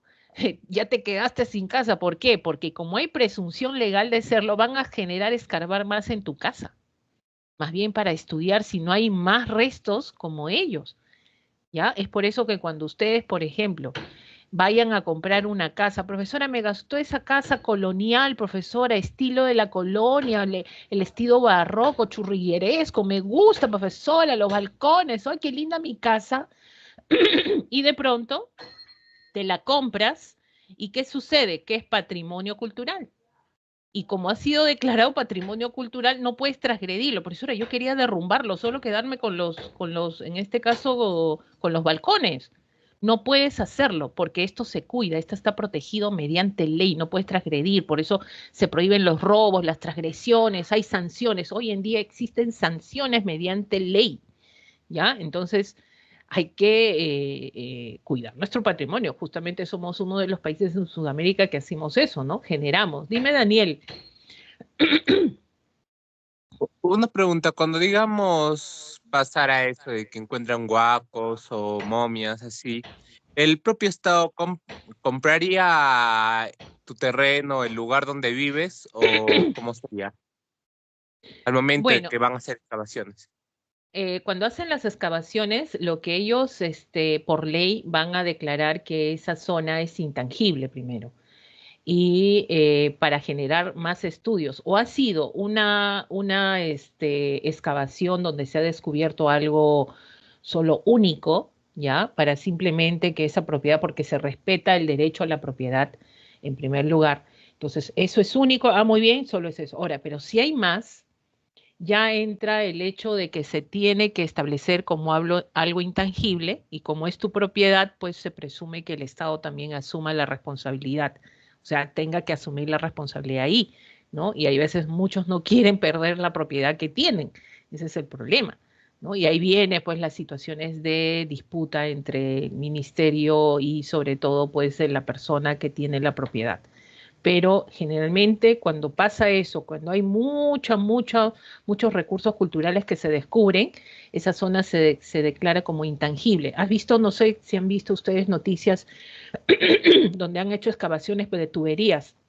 y han descubierto también restos de la colonia, ¿no? ¿Qué se hizo? Se paró las excavaciones. Se paró las excavaciones, así pierdas plata, no interesa, se paró las excavaciones porque mediante ley esto no se puede transgredir hasta que se descubra o se defina cuál va a ser el fin de estos recursos culturales, ¿no? ¿Dónde van a ir, dónde van a pasar, o va a ser una zona intangible? Y ahí el Estado interviene, es verdad, ¿ya? Interviene de todas maneras. Entonces, cada vez que descubran algo, pues hay que llamar pues al Ministerio de Cultura, en primer lugar, y esto tiene que ser verificado por una autoridad también, ¿no? Correspectiva, ¿ya? Entonces, siempre cada vez que ustedes estén en un lugar tienen que ver, y nuestro país está lleno, pues, lleno, lleno, lleno, sobre todo de manifestaciones culturales.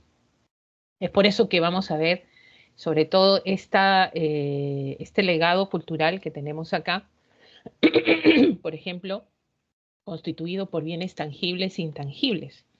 Tangibles es aquel que tú puedes tocar, ¿no? Tú tocas con tu manito, lo tocas, ¿no? Libros, piezas artísticas, arquitectónicas, paisajes urbanos, etc. Intangibles, ¿ya? No se toca, pero sí se expresa, o sea, es expresado por nosotros. La lengua, la religión, las costumbres, las danzas, la música, por ejemplo, ¿no? Que son expresiones, en este caso, consideradas como intangibles.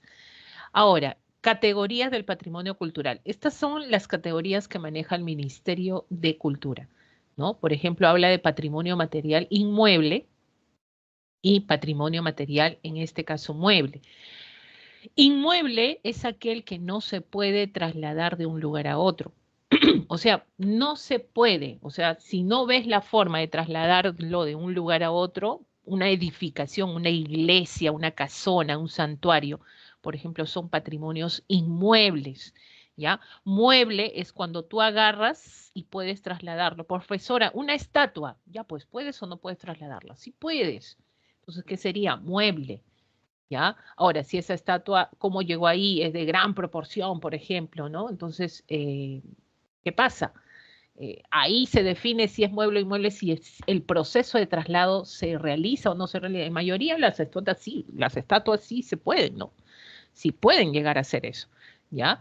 Ahora, en el caso del patrimonio inmueble, pueden ser arqueológicos o históricos. ¿Cuándo un patrimonio es arqueológico? Cuando está la expresión cultural, o sea, pertenece a este periodo, pre-inca e inca.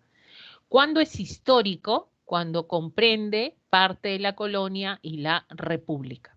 ¿Ya? Entonces, las manos cruzadas del templo de, en este caso, de Cotochmita, por ejemplo, ¿no? Ahí tienes que esto será arqueológico, pues. La casona de San Marcos, ¿cuándo fue fundada San Marcos? Miren, esto es de la época colonial, profesora, muy bien, entonces patrimonio histórico, ¿no? Santuario de la Virgen de Chapi, ya, ¿quién trajo la religión? Pues sí, con los españoles, esto es la parte sobre todo colonial, ¿no? Parte ya viene, se prolongó hasta la República, entonces esto es histórico.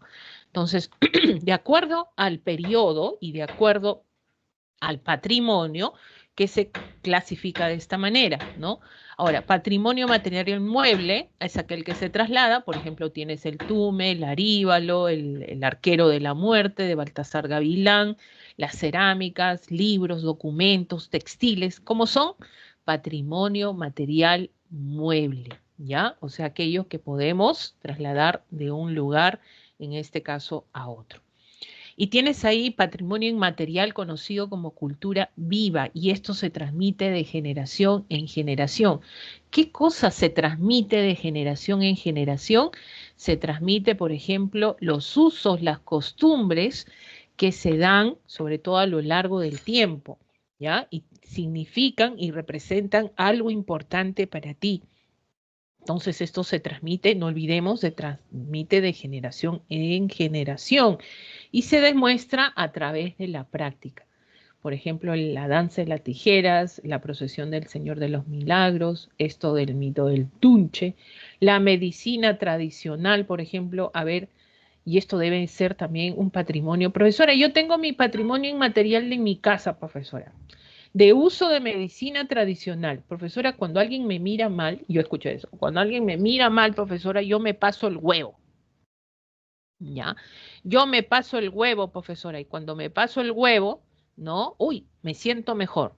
¿Quién te enseñó eso, profesora? Yo sé mirar eso, de generar pues las malas energías y todo eso. Entonces uno dice, ¿qué? Resulta, ¿no? Resulta. Y cuando pasas a un niño que para llorando, llorando, utilizas esta medicina tradicional, oh, resulta, ¿no? Entonces, profesora, yo sé tallado de madera, profesora, me lo enseñó mi abuelo le enseñó a mi papá y mi papá me enseñó a mí, ¿no? Entonces, ¿qué tipo de patrimonio es el que yo tengo, profesora? Se conoce como patrimonio inmaterial, ¿ya? Entonces, se traslada de generación en generación. En esto de la medicina tradicional, nosotros sabemos mucho, ¿no? En el caso de los peruanos sabemos bastante, ¿no? Cuando te pasan al pobre cuy, yo no sé cómo el cuy puede resistir tantas cosas. Dicen que ahí descubren tus males, ¿no? Y te sanas. Oh, mira, de esa manera generaban pues el uso de la medicina tradicional. Está también lo que es el uso de hierbas tradicionales, ¿ya? Por ejemplo, si te duele la barriga, a ver, digan ustedes, ¿qué uso tradicional conoces para que no te duela la barriga? ¿No? ¿Y eso quién te lo enseñó? Tu mamá. ¿Y tu mamá quién le enseñó? Su mamá. Y su mamá, de su mamá, de su mamá. Se transmitió de generación en generación. ¿Ya? Y eso es parte de mi patrimonio inmaterial, profesora. Así es, ¿no? Parte de tu patrimonio inmaterial. Chicos, ¿cómo se cura el dolor de barriga? A ver, nadie, nadie. O no hay patrimonio inmaterial en el salón. No creo, ¿ah? A ver, ¿cómo se cura el dolor de barriga con uso tradicional medicinal? A ver, nadie.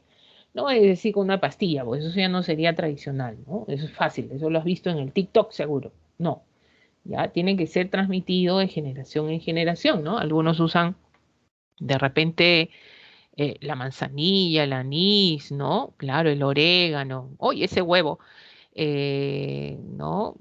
Claro que es mucho más, sobre todo en este caso, pues recurrente, ¿no? Ese tipo de situaciones. Por eso entonces yo manejo mi cultura viva, sí, pues.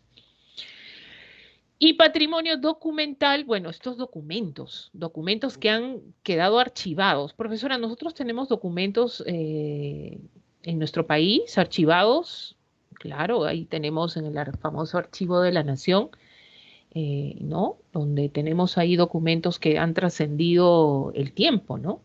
Ahora, patrimonio documental, no solamente pues tenemos libros, ¿ya? O documentos, pueden ser periódicos, revistas, también pueden ser los medios digitales, audiovisuales, ¿no? Y entre otros que están saliendo pues conforme pasa el tiempo, la tecnología avanza también y de esa manera podemos generar nuestro patrimonio documental hace mucho tiempo. Es por eso que todo lo que tú registras y queda como documento, registrado ahí, ¿no? Forma parte de este patrimonio documental, ¿no? Tú puedes decir, ah, yo tengo mi patrimonio documental en mi familia. Entonces, ahí sacas tus archivos digitales y muestras, ¿no? El papá, la mamá, tus abuelos, entonces comienzas a contar tu historia. Eso es un patrimonio documental. En el caso de nosotros, tenemos manuscritos, tenemos mucho más a hacer, ¿no? Y tiene que estar registrado para que sea un patrimonio cultural a la nación, por ejemplo, ¿no? Ahí generamos los incunables peruanos, que son libros de la colonia, ¿no? Protocolo ambulante de los conquistadores o libro Becerro y la película de Carne Somos. Todavía no la he podido registrar esta, ¿ya? Y tienes ahí patrimonio subacuático. Profesora, ¿bajo el agua también se considera este tipo de patrimonio? Sí, vestigios sumergidos en el agua de forma periódica o continua por lo menos durante 50 años. Ojo, ¿ya? No es que recién lo has puesto y va a ser tu patrimonio subacuático. Ojo con esto. Por lo menos el ministerio dice 50 años. Profesora, todos estos barcos de la colonia que se hundieron en nuestras costas nuestra zona submarina, ¿es nuestro patrimonio subacuático? Sí, es nuestro patrimonio, en este caso subacuático. Ahora, es por eso que cuando es tu patrimonio subacuático, por ejemplo, en el caso peruano, ¿a cuánto correspondería si alguien encuentra pues una embarcación lleno de oro, por ejemplo? ¿No? Imagínate, ¿ya? De la época colonial, pues no tiene que pasar de las 200 millas. ¿Ya? No tiene que pasar de las 200 millas. Profesora, ¿por qué? Porque hasta ahí corresponde nuestra soberanía, pues. Todo lo que tú encuentres dentro de las 200 millas es del Perú. Así venga otro país de afuera, lo encuentre acá, no es de ellos, es del Perú. Todo eso lo reclama el Perú por la soberanía que tenemos. Es nuestro territorio, ¿no? Tú no puedes decir, profesora, me encontré ahí buceando, profesora, me encontré un de oro, profesora, de la época de la colonia, lo voy a vender, es mío. No, eso corresponde al Perú. O sea, igual, ¿no? Que encontraras en unas excavaciones, igual nuestro patrimonio subacuático también se protege, ¿ya? De esa manera podemos nosotros distinguir, sobre todo, pues, que hay muchos vestigios subacuáticos que tenemos. Por ejemplo, en el lago Titicaca. El lago Titicaca, ustedes saben que fue una gran pacarina. Y las pacarinas, ¿qué son? Las conexiones que hay entre el hombre y los dioses. Y muchos ofrendaban cosas a los dioses al lago Titicaca. Entonces, tú no puedes sacar restos o elementos, vestigios que están sumergidos y decir que es tuyo, ¿no? Entonces esto es parte de nuestro patrimonio subacuático. Es por eso que cuando buscan riquezas, por ejemplo, esto del Titanic, cuando se hundió, ¿no? ¿Qué sucede? Pues los buscan a mar adentro, ¿no? En este caso, de todas maneras, no pertenece, este mar, alta mar no pertenece a ningún país. La jurisdicción marina es por eso que se aventuran a hacer esto y si descubren algo, pertenece a ellos, ¿no? A los que están generando, sobre todo, buscar situaciones acá de riqueza, ¿ya? Eh, son todos los bienes, este patrimonio industrial tiene que ver ya con la parte del hacer industrial, bienes inmuebles, muebles adquiridos o producidos en la sociedad en relación a las actividades industriales, ¿no? El primer ascensor que llegó al Perú, ¿no? Tienes ahí la primera máquina de rayos X, la primera locomotora, todos estos forman parte de nuestro patrimonio, sobre todo industrial, ¿ya? Nuestro patrimonio industrial. Muy bien, conservación del patrimonio cultural está a cargo del Ministerio de Cultura, ¿ya? Es el responsable que ejerce la competencia exclusiva, excluyente respecto a otros niveles del territorio, en este caso nacional, tenga que ver en todo el territorio nacional. Entonces hay direcciones y organismos, como el caso de la Dirección General de Defensa del Patrimonio Cultural, el cual esta dirección sobre todo está encargada de proteger, recuperar, repatriar, vigilar, custodiar los bienes culturales. Esta dirección tiene una tarea ardua, ¿no? Es una de las que más trabaja, creo, porque se han transgredido mucho, por mucho tiempo, nuestro patrimonio cultural. Chicos, están recuperando mantos paracas que estaban en Finlandia, en Alemania. Uy, ¿qué hacían ahí? Pues habían sido vendidos al mercado externo y justamente con la ayuda del Ministerio de Cultura a través de la Dirección General de Defensa del Patrimonio Cultural se están repatriando nuevamente nuestro hacer cultural. De eso se encarga, ¿ya? De eso se encarga. Defender, proteger, recuperar, repatriar. Por ejemplo, cuando hay esto que descubren ciertas excavaciones, ciertas cosas, bueno, ahí están ellos ingresando. La dirección a través del Ministerio de Cultura, el que va a llegar es la Dirección General del Patrimonio Cultural, ¿no? A ver qué ha pasado, qué se ha descubierto, etcétera, ¿no? Entonces, esa es su función principal, ¿ya? La Dirección General de Museos. Chicos, ¿cuántos museos han ido ustedes? ¿A cuántos museos han ido alguna vez? ¿Ya? Este país está lleno de museos y nadie los va. Nadie va a los museos. Entonces, la idea es generar las políticas, las materias de protección y conservación y difusión, sobre todo que se tiene, ¿no? Para difundir nuestra cultura, de eso se encarga, ¿ya? Archivo General de la Nación, cuando hagan sus investigaciones en algún momento, bueno, todo está resguardado. Acá son los dos testimonios documentales que tenemos a partir del siglo XVI, ya, a partir del siglo XVI. Entonces, profesora, yo he visto el mercurio peruano también por ahí. Claro, ahí está registrado todo y tiene que estar ambientado. Fíjense que hay ciertas cajas, documentos a una temperatura que no genere. Lo malo de Lima, por ejemplo, el Archivo General de la Nación, es que está cargado de humedad el ambiente. Y eso perjudica, pues, ¿no? Perjudica grandemente a documentos, perjudica en este caso a, ¿no? Libros. Entonces, todo eso tiene que ser resguardado en un ambiente más seco. Por eso la temperatura se cambia también, ¿no? La humedad se registra. El archivo, pues, es conservación. Y la Biblioteca Nacional del Perú, chicos, en algún momento tienen que ir, San Marquino que se respeta tiene que llegar acá, ¿ya? De todas maneras, ¿no? Ahí está el documento, mira, es un mundo distinto donde tú vas a encontrar documento bibliográfico, fotográfico, audiovisual y está siendo considerado también como parte de nuestro patrimonio cultural. Ya deberías tener tu carnet de la Biblioteca Nacional del Perú. Ya muchos de otras regiones vienen a visitar la biblioteca. Alguien que esté en Lima y que no haya ido, no puede ser. Bueno, acá tiene las amenazas al patrimonio cultural. Están amenazas naturales, están amenazas humanas. Las naturales, cambios de temperatura, erosión por el viento, sismos por lluvias, humedad, inundaciones. Creo que las naturales nos han dado una situación que pueden generar, transgredir nuestro patrimonio, pero lamentablemente, a pesar de eso, seguimos. Por ejemplo, existe Machu Picchu, existe la ciudad de la Chan Chan, ¿no? Hay muchas manifestaciones culturales que han sobrevivido a través del tiempo. ¿Cuáles son las peores? Las humanas, ¿no? La negligencia de autoridades, las invasiones, la construcción sin control, el vandalismo, el huaqueo, la expansión agrícola, las plagas, la basura, el tráfico. Mira, es mucho, mucho, mucho más. ¿Ya? Entonces, de eso es lo que nos regulamos a través de ley para controlar que no se, en este caso, genere la transgresión de nuestro patrimonio. Entonces, por ahí escuché en algún momento, me decían, profesora, esto del patrimonio, ya pues, esto es antiguo, profesora, ¿para qué conservar lo viejo? No dicen que hay que votar, hay que dejar ir, ya pues hay que renovar, profesora. Sí, es verdad, por ahí eso es verdad, pero no estoy de acuerdo. ¿Por qué? Porque todo esto, lo que es parte de nuestro hacer cultural, lo que nos han dejado nuestros antepasados, hay que revalorarlo. Esto te dice a ti, te enseña a ti quiénes han sido los antiguos peruanos y cuál ha sido su función y qué te están dejando como legado. Te están diciendo, mira, esto hice, ahora tú supérame. ¿Ya? Esta es la importancia. Y si no queremos ver eso, pues lamentablemente vamos a seguir dando vueltas y vueltas y vueltas y no crecemos como deberíamos hacer, ¿no? El patrimonio natural, recursos naturales, ahí está, conforma, ¿qué cosa conforma el patrimonio natural? Están los recursos naturales, los ecosistemas y las áreas naturales protegidas.